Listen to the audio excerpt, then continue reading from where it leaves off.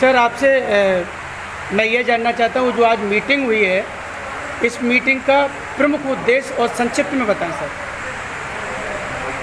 आज की बैठक का उद्देश्य फिरोजाबाद जनपद के जिलाध्यक्ष श्री विनीत यादव के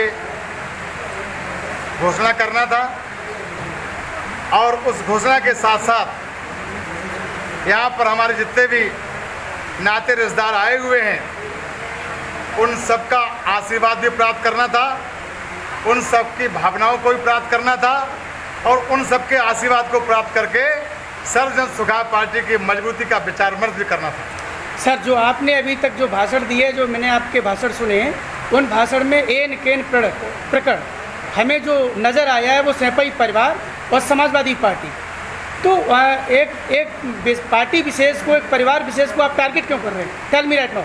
ऐसा है जी, अगर अत्याचार कंस करेगा तो कंस का ही नाम लिया जाएगा, अगर अत्याचार हिरण्याकश्यप करेगा तो हिरण्याकश्यप का ही नाम लिया जाएगा, अगर अत्याचार रावण करेगा तो रावण का ही नाम लिया जाएगा कि विभीषण का नाम ले लिया जाएगा, अगर बाली करेगा तो बाली का नाम लिया जाएगा कि सुग्रीव का नाम लिया जाएगा। जो अत्याचार कर रहा है, जिसने हम पर अत्याचार किया है, मैं नाम लेकर के उनके खिलाफ जनता की अदालत में मुकदमा लिखा रहा हूं, नाम लेकर के बाई नेम एफआईआर करा रहा हूं जनता के दरबार में, जिन्होंने हमको बर्बाद करने का काम किया है। जनाब शिव प्रसाद जी, आपके साथ एक तीखा सवाल होगा शिवा राठौर का, कि आपने जो अभी कहा है कि यादवों के साथ उन्होंने जो दुर्व्यवहार किया है, मैं ये कहता हूँ कि समाजवादी पार्टी ने आजमगढ़ से लेके और गाजियाबाद तक, चाहे वो बदायूं हो, चाहे वो आजमगढ़ हो, चाहे गोंडा हो, चाहे श्रावस्ती हो, ऐसी कौन सी जगह जहाँ यादवों का सम्मान नहीं किया? आप ये कैसे कह सकते हाँ, हो? बिल्कुल, उन्होंने यादवों का सम्मान किया है। आजमगढ़ से लेकर गाजीपुर से लेकर के गाजियाबाद तक उन्होंने यादवों का सम्मान किया है। आजमगढ़ से धर्मेंद्र यादव को लड़ाया, रमाकांत को यादव को हराया, बदायूं से डीपी यादव को हराया, धर्मेंद्र यादव को जिताया। उन्होंने पूरे उत्तर प्रदेश में यादवों का सम्मान किया है, लेकिन उन तमाम यादवों का सम्मान किया है जो यादव केवल और केवल सैफई परिवार में पैदा हुए हैं, केवल उन्हीं का सम्मान किया है, बकाया सबको बर्बाद किया है। हरिओम यादव जी सुखाबाद में पैदा हुए और मैं ये कहूँगा कि असीम यादव जी सुखाबाद से हैं, दिलीप यादव जी फिरोजाबाद से हैं, और ये तो मैं समझता हूँ कि एमएलसी हुए, विधायक हुए और समाजवादी पार्टी से हैं। हरिओम अब वर्तमान में हरिओम जी बीजेपी में एक अलग बात है, लेकिन वो 3 बार जो समाजवादी पार्टी से विधायक हुए। जब श्री हरिओम यादव जी 3 बार समाजवादी पार्टी से विधायक हो सकते हैं तो वे 10 बार क्यों नहीं हो सकते समाजवादी पार्टी से विधायक? अगर वे नहीं हो सकते, अगर उनकी विरासत नहीं रह सकती है, तो सैफई परिवार के लोग अपनी विरासत क्यों ट्रांसफर कर रहे हैं अपनी संतानों को? तो उनको भी अपनी विरासत खत्म करनी चाहिए।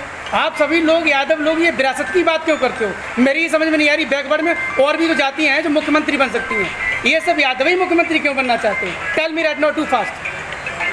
ऐसा है, आपने बहुत अच्छा क्वेश्चन किया है। निश्चित रूप से हमें सभी बैकवर्ड को, दलित को, शोषित को, पीड़ित को जोड़ करके आगे बढ़ना चाहिए था, और दुर्भाग्य से हमने बैकवर्ड का नेता उनको माना जो केवल परिवारवादी निकले। अब सर्वजन सुखाय पार्टी पूरे बैकवर्ड को जोड़ करके और किसी यादव के अलावा किसी बैकवर्ड को बढ़ा करके मुख्यमंत्री बनाएगी, मैं घोषणा करता हूँ। सर आपने बड़ा, मैं ये कहूँगा कि आपने बड़ा सटीक जवाब दिया है। मैं ये कहूँगा कि लोकसभा कन्नौज, लोकसभा इटावा, लोकसभा फिरोजाबाद, लोकसभा एटा और फरुखाबाद में शायद बहुत सारे ऐसे नाम हैं जो चर्चित नाम रहे और यादवों के नाम हैं, वो कई बार विधायक हुए, कई बार सांसद हुए। हाँ बिल्कुल, लोकसभा कन्नौज छोटे सिंह यादव सांसद होते रहे, घोष यादव समाज थे। मैनपुरी उदय प्रताप सिंह होते रहे, आपके यहाँ से फिरोजाबाद से हमारे समाज के ही लोग नेता बनते रहे। लेकिन अब सैफई में इतने ज़्यादा बच्चे पैदा हो रहे हैं कि उनके लिए सभी सीटें कम पड़ रही हैं, तो उन्होंने कन्नौज की सीट भी अपने परिवार को ले ली, उन्होंने मैनपुरी की सीट भी अपने परिवार को ले ली, उन्होंने फिरोजाबाद की सीट भी अपने परिवार को ले ली, उन्होंने बदायूं की सीट भी अपने परिवार को ले ली, और यहाँ तक 1000 किलोमीटर दूर उत्तर प्रदेश के बिहार बॉर्डर पर आजमगढ़ की भी सीट भी अपने परिवार को ले ली। तो अब उनके परिवार के लिए ही सभी यादव बाहुल सीटें हैं और पूरे उत्तर प्रदेश के यादव को कोई मतलब नहीं। सैफई परिवार की आलोचना करने के बजाय मैं ये कहना चाहूँगा कि अगर आप सर्वजन सुखाय पार्टी एक बड़ी लकीर खींच दे तो वो ज़्यादा बेटर रहेगा, या मतलब आलोचना करके आगे बढ़ना बेटर रहेगा? मैं आलोचना नहीं कर रहा हूँ, मैं अपना दर्द बयां कर रहा हूँ अपने लोगों के बीच में कि हमको भी गम ने मारा और तुमको भी गम ने मारा, हम दोनों मिलकर इस गम को मार डालें, इसके बाद में सर्वजन सुखाय की गंगा को बहाएंगे। अच्छा, ये बताइएगा कि प्रमुख ध्येय क्या है इस सर्वजन सुखाय पार्टी का, जिससे ये लगे कि नॉन यादव भी इससे नॉन यादव को भी कुछ मिलेगा? बहुत अच्छे नहीं तो मैं ये कहूँगा एक बड़ा भाई एक छोटा भाई। बहुत अच्छे पॉइंट पर नहीं, बिल्कुल नहीं, बिल्कुल नहीं जी, बेहल्ला बोल हैं। हाँ, हम हल्ला बोल नहीं हैं, ये हमारे संस्कार हमारे पुरखों ने हमको दिए हैं। उनको संस्कार उनके पुरखों ने हल्ला बोल के दिए हैं, हमारे पुरखों ने हमको हल्ला बोल के संस्कार नहीं दिए हैं। इसलिए आज भी सर्व समाज का व्यक्ति हमसे नफरत नहीं करता, केवल उनके साथ हम खड़े हैं इसलिए हमसे नफरत करता है। हम जिस दिन उनसे अलग खड़े हो जाएंगे, सर्व समाज हमको बाहों में बिठा लेगा, हमको प्यार करेगा, मोहब्बत करेगा, हमको सम्मान करेगा। सच बता रहे शिवप्रसाद जी, मेरे को कुछ लोगों ने फ़ोन करके बोला है कि सर्वजन सुखाय पार्टी बीजेपी की बी पार्टी है। लोग बीजेपी की बी पार्टी बताने लगे, क्या इस तथ्य में दम है? क्या बढ़िया आपने बात की, और आपको इस बात को बार बार कहना चाहिए, बार बार आरोप लगाना चाहिए। पहले तो बी टीम हम हैं नहीं, हम अपने ही दर्द को बयां कर रहे हैं। नंबर 2, जो लोग आज भी मुख्यमंत्री स्तर की कोठियों पर लखनऊ में रह रहे हैं, सैफई परिवार के लोग, क्या वे बी टीम हैं? उनको कह सकते हो।